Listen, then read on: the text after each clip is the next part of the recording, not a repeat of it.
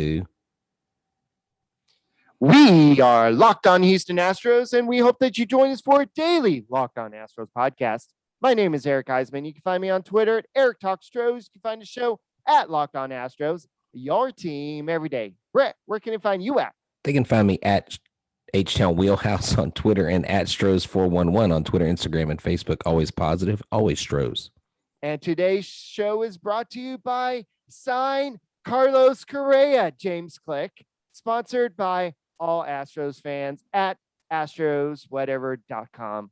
Wherever, guys, just get it done. I don't care what it is, but yeah, there's a lot for us to talk about, and some breaking news just happened right before the show, and I just sent the text to Brett, and I'm like, well, Steve Cishek by the seashore is now going to go live by the seashore because he's no longer a Houston Astro, and he asked for his release, and the Astros granted that. So we'll talk about why that happened in a second, and we'll talk about more about the Carlos Correa talk, because that's all that's going on right now, and we'll kind of dive into that, and we'll talk about more on this Locked On Astros podcast.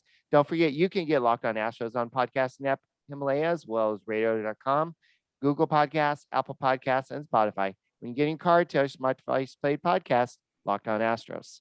So yesterday we did that locker room app and the little show, and I know that John Heyman came out and he did his little report, and I know that we're kind of talking about that and saying, why is John Heyman all of a sudden up the Astros but about this situation? But now he came up today and said, well, Carlos Correa's offer, the Astros offer of $120 million for 6 years to even spark a dialogue with the Astros. Looks almost certain to become a free agent at this point. And you know what Bleacher Report came out and said? It looks like, and their title is so misleading, Carlos Correa is set to become a free agent. And that's what I hate about these sites. They just say, oh, well, John Heyman said he's about to become a free agent. And then Carlos Correa dropped the bombshell today. Yeah, that's right. You know, Carlos Correa was asked if there's confidence that something was going to get done. He said that the way things are looking, I don't know right now. The first offer I thought was really low, and he did confirm that that was the absolute offer. And so Carlos confirmed that was about 2 weeks ago. Yeah, and, 2 weeks ago, right? What we've been hearing. I think Michael Schwab said that. I think a lot of people have been stating that this was 2 weeks ago, and I think Correa said that he hasn't heard any talk about the extension since, and possibly because of the Lance McCullers talk. Yes, and he's also said he is not moving he's not moving his sliding. This isn't a sliding scale. Like, okay, if it's not April 1st, I'll sign in May or I'll sign in June. He said after April 1st, there's no negotiating. We're going to play baseball. And Carlos Correa even said, Eric, I'm pretending like I'm going to be a free agent. I think the word is preparing to be. Oh, my bad. I read that wrong. Ooh, okay. Well, he's probably having to pretend right now. So, you know, I'm glad. Sorry, I looked over and I thought it said pretending. That's why I wanted to. Don't worry about it. It's not a big deal. So, he says that, like you said, the first offer was really low. And when I saw that report from John Heyman, and it was right after Lance McCullers' extension, the confirmation came out. And I'm like all excited about this. And then I saw that report from John Heyman. I'm like, Heyman, why did you have to do this to Astros fans? Why can't you just give us this moment? Because I know there's some Astros fans out there that are like, yes, that's actually a decent offer. This guy's always hurt. But yes, you have to look at the market. He's 26 years old. He's going to want to get at least what George Springer got, if not more. He's going to want to get about what Jose Altuve got, because this is not the same situation that Xander Bogaerts it was in. I know that Brandon and I talked about that on yesterday's Locked On Astros podcast. This is not apples to apples. He was in a different situation. Right, because he's a better player than Xander Bogaerts. But again, what Carlos's camp has to realize is that the offer may not be indicative of what they think that his overall value is ultimately worth, but for them, it is kind of a high risk. Um, High risk, high reward. It's not a low risk. You know, now the 6 for 120 was probably low risk, high reward, right? Because they're getting off paying him 20 million. I'm telling you, Carlos isn't going to take any less than 7. Probably going to want more like 8 to 10 years, and he's not going to take anything less than 27 to 30 million. I promise you right now, if you could get Carlos Correa to be honest of how much he wants per year, that he would say, I believe I'm a $30 million player. And because that's how he carries himself, and he wouldn't care about the past injuries. He would say, look what I did in the playoffs. Look at my rookie of the year. Look at the times when I have been healthy, everything that I've done for this team, how I took the team and put them on my back. So he is driving a hard bargain. But you had mentioned this before, and I wanted to talk to this too. You had said that you talked to Brandon, and sometimes these are agents telling players to get this out there and start talking to maybe shift the momentum in his favor. Correct? Yes, and we'll talk about that in next segment. But Okay. let's continue with some more conversation of what he said today. Okay. He said, "I am educated on this matter. I would love to stay, but it's also got to be the right deal." And he said, "I would love to stay." Oh, I already just read that, but he said, "I've given 6 years of my career to his organization. I've won the Rookie of the Year. I've gone to All-Star games, World Series champion, multiple great playoff performance. And if they don't see me here long term, then another team will. It's never hard feelings, it's a business." Boom. He laid So it down. yes. And that was going to lead into what I was going to, what we're going to talk about right there in a little bit is that this is absolutely agent talk. This is his agent saying, okay, well, John Heyman brought this up. We got what, 6 days, 7 days until the end of the year, not the end of the year, but the end of the month and our self imposed deadline. So this is what we got to do. We got to go out there and put the pressure on the Astros. The Astros came out with a crap offer. I don't care. Uh, I'm not a Homer Astros fan. When that offer came out, I was like, no, that is a terrible offer. That's last year. Jim Crane came out and said, oh, we're going to do what we can to try to get George Springer to sign an extension. And what happened? It was such a bad deal that George Springer did not even listen to another contract offer to the Astros. He did not even entertain anything. So now, and he left. So that the Astros are about to put themselves in that same situation. So we're going to have to see. But to Carlos Correa's credit, he said that he still feels like he's going to go out and he's still going to try to win another championship with this team, and he's not going to let it interfere with that. So speaking of which, he's willing to bet on himself having another great season. So let's talk a little bit about betonline.ag. Yeah, Bet Online is the fastest and easiest way to bet on all of the sports action. Football might be over, but the NBA, the college basketball, NHL are in full swing. Baseball is right around the corner as well. Bet Online even covers award TV shows, reality TV, real time updated odds and props on almost anything you can imagine. Bet Online has you covered for all the news, scores, and odds. It's the best way to place your bets, and it's free to sign up.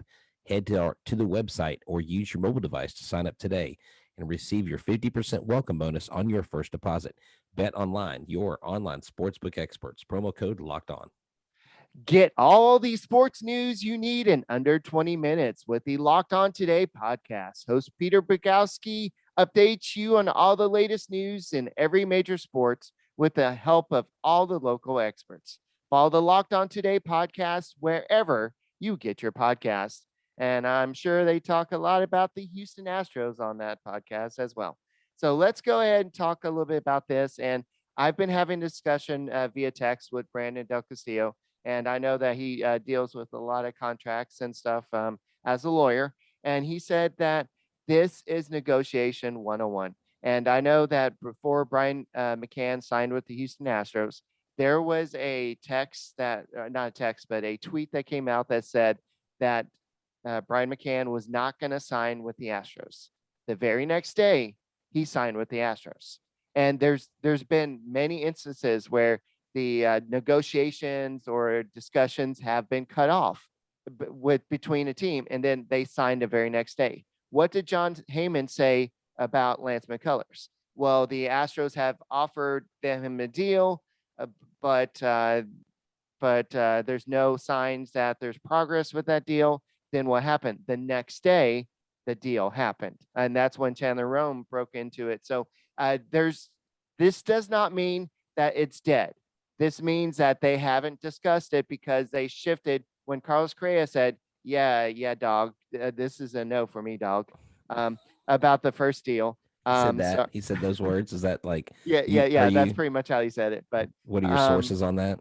yeah, that was I forgot, was a guy named Randy from, it was American Idol. I forgot what his name was, but I haven't watched that show in a long Oh, time. But Randy, like yo dog, that guy. yeah, Yo but dog. anyway, so I think that what's going to happen with this is the agent said, okay, Correa, here's what we're going to do. We're going to go out there and confirm what Heyman said, and we're going to put the pressure on the Astros. The Astros going to be like, yo, you can't go out there and put all our business on the streets. So now we look like the bad guys. You're going to have to, how about we get together? How about we go ahead and get some good sushi or something, and let's go ahead and have a good conversation. Let's go do what do they call that? The samurai place where we just have a good discussion and we sit down. We try to come up with a deal because the Astros know what Carlos Correa means to this team, and I think they will get a deal done. If they don't get a deal done, they're going to do their damnness to get this deal done Well, because they know what this guy means to this organization, to the city, especially after last year when I, none of the other players stepped up to to talk smack to the rest of the league. Carlos Correa did, and you're gonna let this guy walk? That's stupid. So I think the Astros are gonna do what it takes. This is a negotiation tactic. This is something they're gonna meet this weekend. They're gonna take care of business, but this is negotiation. now I still go back to the one comment that James Click made, and I don't know that it means anything going forward, but it made me absolutely nervous when he said, "Well, JT Realmuto became a free agent and he landed back in Philadelphia." I this is listen. I think. No, with the Listen, hold on. Marlins Do what? or with the Marlins or Phillies? No, JT Realmuto is with the Phillies. Oh, okay, okay, Yeah, I he got you. re-signed with the Phillies. So in the back of their minds, what they're hoping is that Carlos Correa goes out. But see, here's the thing: if they're hoping for him to go and seek and come back, if Carlos Correa goes out there, Eric, and I said this today when I was on with Q on Fox Sports Central Texas, if Carlos Correa goes out and has an MVP season, if he goes out and is just balls to the wall, gets a silver slugger, gets a gold You glove, said balls. that's right. Um, here's the thing: if if he goes out there and has an all-star season and he stays healthy and he plays an entire season without any injuries, his value goes through the roof. And Right. the Astros just ruined a chance to get him, not necessarily at a bargain, but not have to overpay to keep him. Because if he does that, he's going to crush the market, I think, out there. And he's got the playoff experience where Lindor really doesn't have. I mean, he does have a That's little because bit he of plays playoff for the experience. Indians. No, that's right. That's right. He did. He did play for the Indians, and they were in the playoffs. They did go. Yeah, you're right. Okay, so he does have playoff experience, but Carlos Correa feels like he's better than Lindor, and Carlos Correa feels like he's the best. Well, they always have that natural competition because they They were battled. They rookies came up together. together. Yeah, They battled for that rookie of the year together. But exactly. I think people see Lindor as the better player because he stayed healthier, so to speak. So yeah, I'm not saying at all that I think that Carlos Correa is 100%. I think I'm a little bit more negative, I guess, at this point, uh, that he's actually going to sign. But I think that this is I don't think it's over, but same time it's scary. but he did say that he was proud that Lance McCullers got his money, and he I said saw that that. if he's what did he say? He said that if he got paid what he's worth, if my man is happy, then I'm happy. So he, in other words, he's not if he's not going to get the money that makes him happy, he's not going to be happy. And in other words, if his wife is not happy, he's not going to play for that money. So this is Carlos Correa. Oh, So okay. I was like, you were starting to chase a rabbit. I was like, wait, if he's happy, then she's happy. Then he's not happy, then she's not happy. But yes, Brett.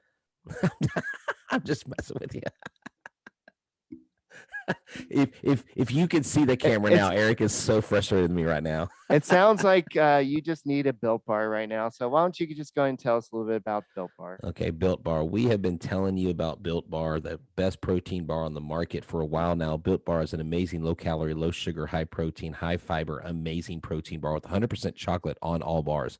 Now it is time to find out which Built Bar is best because it is Built Bar Madness. And today's matchup for Built Bar Madness is cookie dough chunk versus whoever wins versus coconut and birthday cake. I'm going to say birthday cake squares off against cookie dough chunk, and I'm going cookie dough chunk all the way. Go to builtbar.com or at built_bar on Twitter to vote. Remember to use your promo code LOCKED15 to get 15% off your next order. That is LOCKED15 to get 15% off your next order at builtbar.com.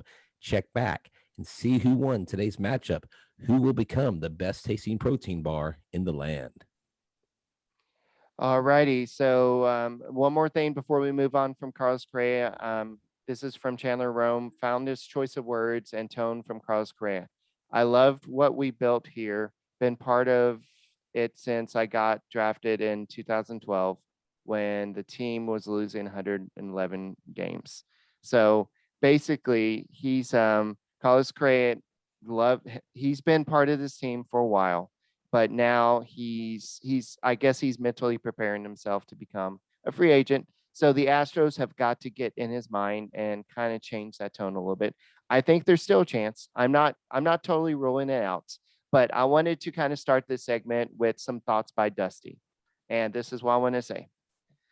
Tonight was like the ghost of George Springer. George Springer's spring spirit is still here. You know why?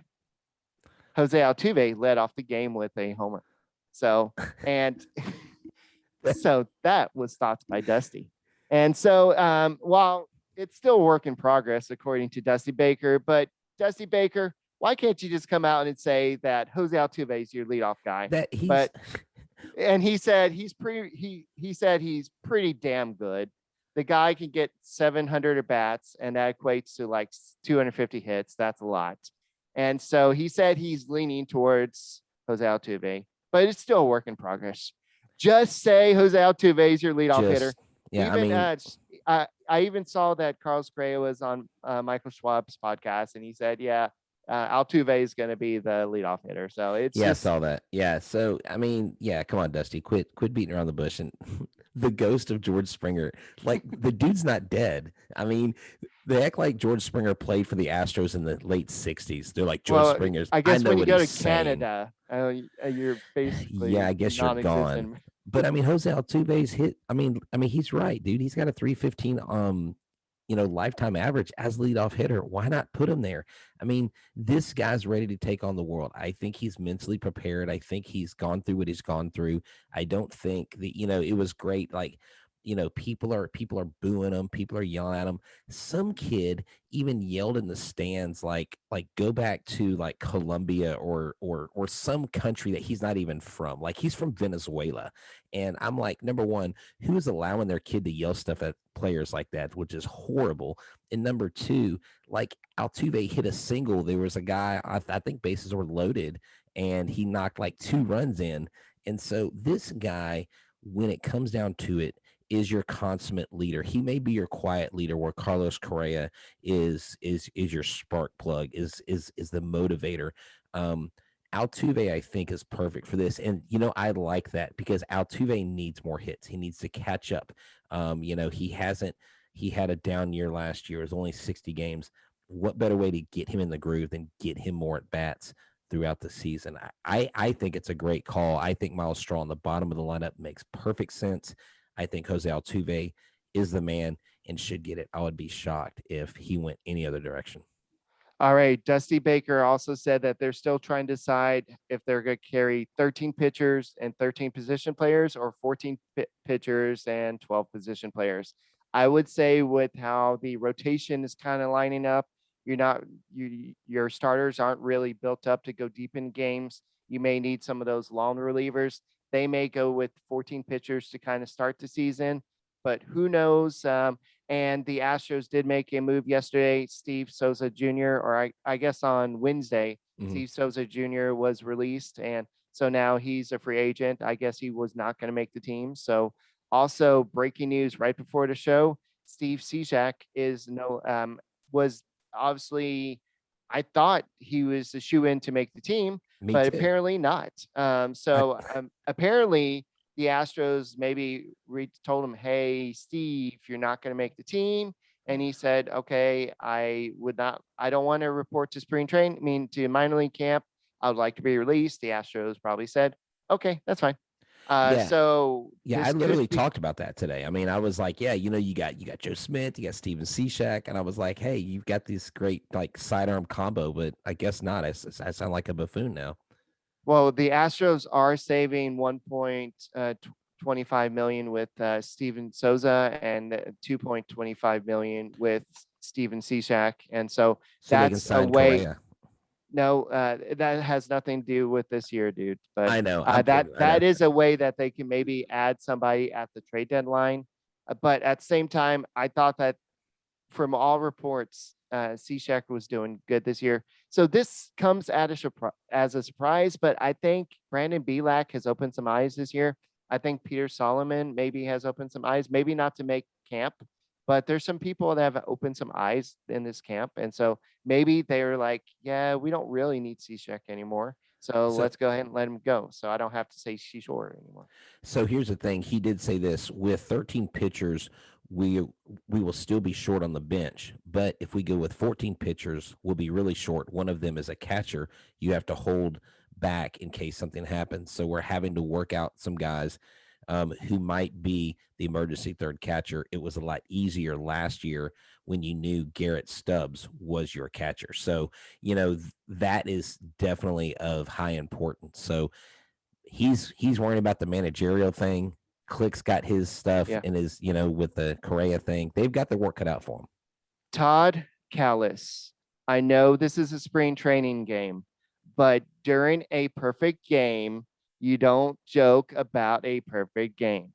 So Jose Urquidy threw 5 perfect innings. Brandon Belak was in the 7th inning, and Todd Callis was joking around about, well, this is I know we're not supposed to talk about this. It's kind of unwritten rule, and we're not supposed to mention the perfect game on air. And then as soon as that happened, Anthony Rendon hit a double. And then Jeff Blum is like, yeah, I'm not going to Twitter. You go to Twitter. So, but Urquidy looked great. Belak looked good. The Astros won the game 3-0. And so that was good. It looks. I'm glad that Urquidy has. He hasn't struggled this spring. He has hit into some bad luck. I mean, not hit, but he hasn't pitched great. Right. But he looked really good today. Belak, I think he is going to make the opening day roster at this point. And so the Astros are also expecting to have access to COVID-19 vaccine around April 7th. And when they get back from their first road trips, and James Click said, we're not looking for any special treatment, so they're not going to push it.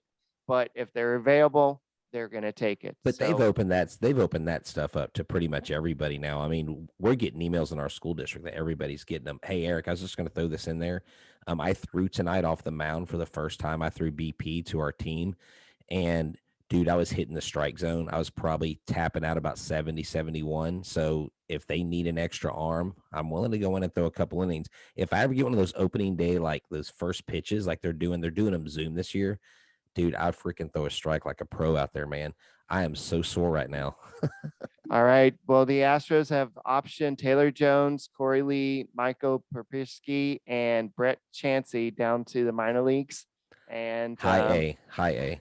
no, I think it's like below rookie Whatever, league. dude. Okay, we're gonna go to the baseball field. I'm gonna strike you out. You watch. All righty. So anyway, but for our next podcast, we have some interesting rule changes to kind of limit the spin rate, and it has to do a lot with Trevor Bauer. So we'll Trevor definitely have to talk Bauer. about that, and we'll have to talk a little bit more about this Carlos Correa. And guys, let's not get too discouraged. I think the Astros do have this weekend. They can take them out, wine and dine them, and try to just try to get Get it him done. drunk and get him to Get sign her a really bad deal. get her doing. But I think the Astros have what it takes. But anyway, so let's just all, if y'all have those prayer candles with Carlos Correa's image on there, just go light it this weekend and just put prayer candles. If you got bobbleheads, just go and put the bobbleheads in the prayer candles, and let's just get it done, because I think Carlos Correa is what the Astros need. And go Astros, and have a great weekend, and see you on Monday.